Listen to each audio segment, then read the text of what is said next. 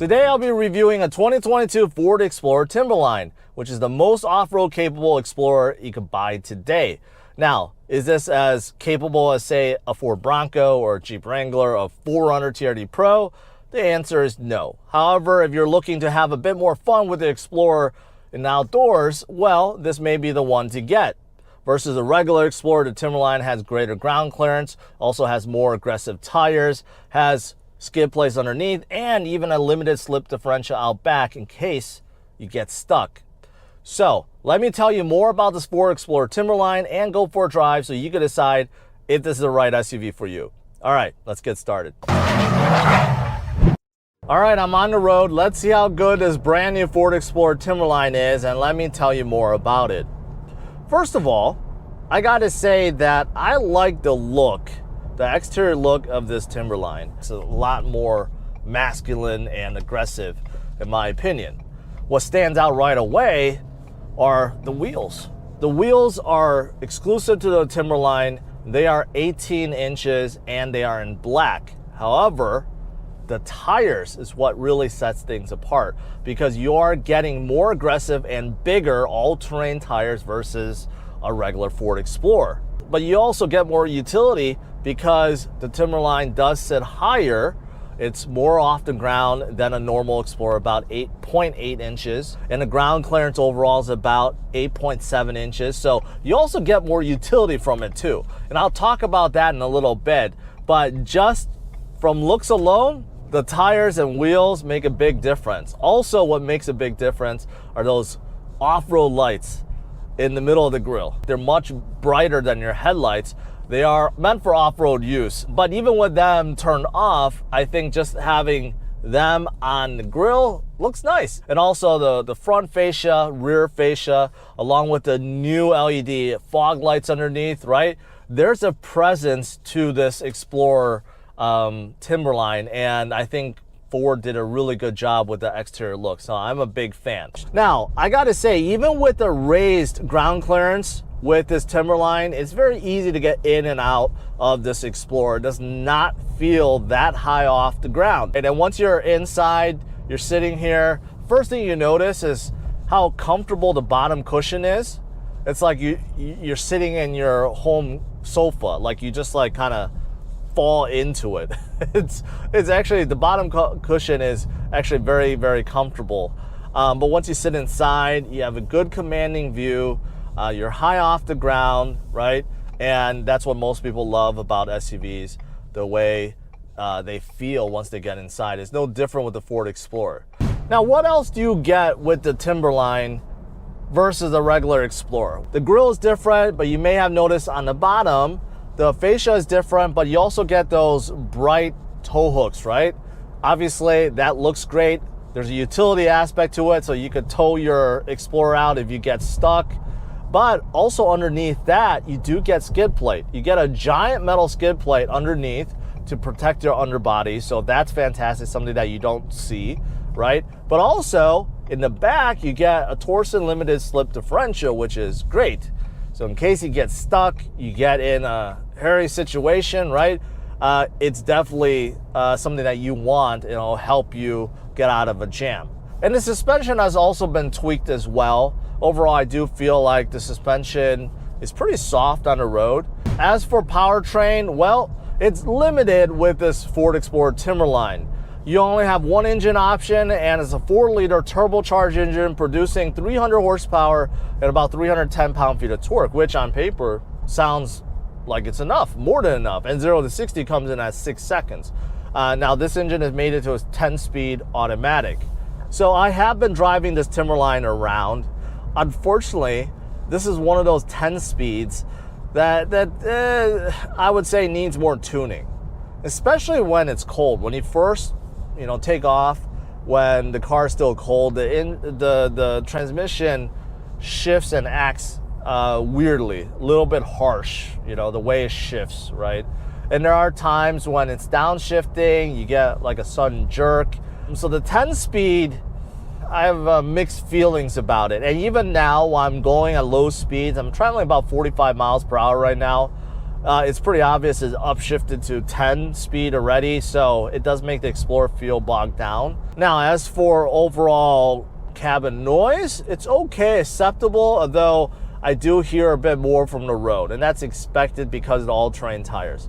The cabin itself is pretty quiet, a little bit of wind noise, not too much. Overall, it's quiet. Also, I do hear quite a lot from the exhaust, and that's weird because this is a 4-cylinder turbocharged engine. It's not a big V8, right? But when you do floor it, yeah, you do hear quite a bit from the exhaust. Now, I can't tell if it's fake. Maybe it's just piped through the speakers, but it sounds decent. It doesn't sound very loud like a V8, but it sounds decent. So I'll put that in the pro category. Now, as for space, I don't think you'll be disappointed because there's a ton of space inside this Ford Explorer. Even behind the third row seats, you can see there's plenty of room there, and you get more hidden storage underneath as well. So that's fantastic. But of course, you wanted more space, fold down the third row. It's quite simple. There's no switches or anything, just pull and they fold down, and that is it. Now, as for passenger room, plenty big, especially in the second row. I'm 5'10", and you can see I have plenty of leg room, plenty of headroom, right? So it's very spacious in the second row. Now, to get in the third row, you go in between the captain chairs, or you can slide the seat forward in the second row. The third row is really reserved for kids. It's really low to the ground, and there's not much leg room. And up front, plenty of space as well. Plenty of shoulder room, hip room, headroom, a ton of headroom inside this Ford Explorer, so plenty of space inside. Now, what are some of the features that you get inside this Timberline? Your gauge cluster, there is a big 7-inch screen in the middle, right? This is pretty usual, shows you all the stuff that you want to see, your trip computer, navigation, your media, right? Your temperature, stuff like that. You can scroll through, pretty basic. Everything else is analog inside the gauge cluster. You get an 8-inch infotainment screen. You know, I think this is okay. It looks kind of small. I'm used to every manufacturer now sticking with 10 or 12-inch screens, right? So the 8-inch actually feels and looks small on this dash. But you know, overall, it works pretty well. The sync system is not the quickest, but it's not the slowest either. And you know, it's really easy to navigate. You get the essentials, of course, Apple CarPlay, Android Auto, Wi-Fi, stuff like that. It's all within, so I think it's adequate, but not the greatest. And then you move down, you have, you know, large knobs for your volume, tuning. You get climate control with this Timberline. You do get heated seats and heated steering wheel, so that's good. Also, rear passengers get heated seats as well. And there are plenty of ports. There's a lot of ports, you know, USB ports, 12V outlets for the front passengers and the rear passengers, so that's good. And also, there's plenty of vents. For second and third row passengers, there's vents right on top, so you don't have to worry about that. There's a ton of drive modes for like sport, comfort, eco, snow, towing, you know, all the usual stuff. And what they do is, you know, change the traction control, change the all-wheel drive setup, right? And make it most efficient for what you're trying to do. So you do get drive modes as well. So what are some features I miss? Well, there's a lot. Memory seats, foldable mirrors, wireless charger, a sunroof of any kind, home link buttons. You know, these are things that are pretty standard these days. And for this price range, this Timberline is coming in close to $50,000. Kind of expected a little more of those features. I like the steering wheel, except the 10 and 2 spot. They're both really, really thick, so it's really hard to grasp them. But I like the steering wheel overall. I like the leather, I like the stitching, the buttons and the paddle shifters. They're very basic. You'll find that a lot of pieces, trim pieces inside the Explorer is what I consider basic, or maybe even bargain basement, because they're just cheap plastic. They're not covered, they're not painted. So unfortunately, you see a lot of that inside this Timberline. But the steering is good, and the steering feel is also good. I like it. There's a good weight to it. It's somewhat precise, not the most precise steering, but there's a good weight to it. It's not overly heavy, and because of the thickness of the steering wheel, it's good overall.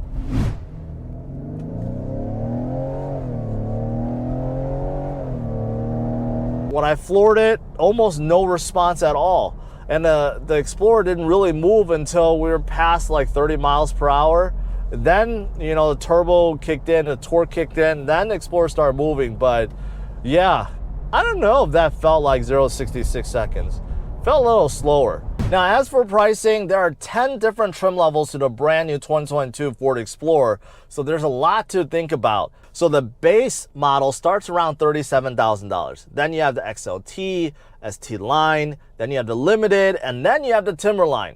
The Timberline is right around $49,000, right under the ST, which is also new for 2022, and that one's around $51,000. Then you have the Limited Hybrid, the Platinum Hybrid, and finally the range-topping King Ranch Explorer, which comes in around $55,000. What are my final thoughts about the brand new Ford Explorer Timberline? Well, if you are shopping for a big three-row SUV, and you're shopping for an Explorer, well, the Timberline, I think it's a really attractive trim level because it does make the Explorer look different, look more aggressive and masculine, right? And it's not just the looks. The Timberline is more off-road capable. But the thing is, the Explorer doesn't excel in any one category. That's the problem. There are so many good mid-size SUVs out there, and each one kind of has their own niche and kind of has their own thing that they dominate in, right? But the Explorer is kind of like in the middle of the pack, and unfortunately because of that, it gets kind of lost in the shuffle. So thanks for watching. Smash it a like, subscribe to the channel, and stay tuned for my future review videos. Take care. Bye-bye.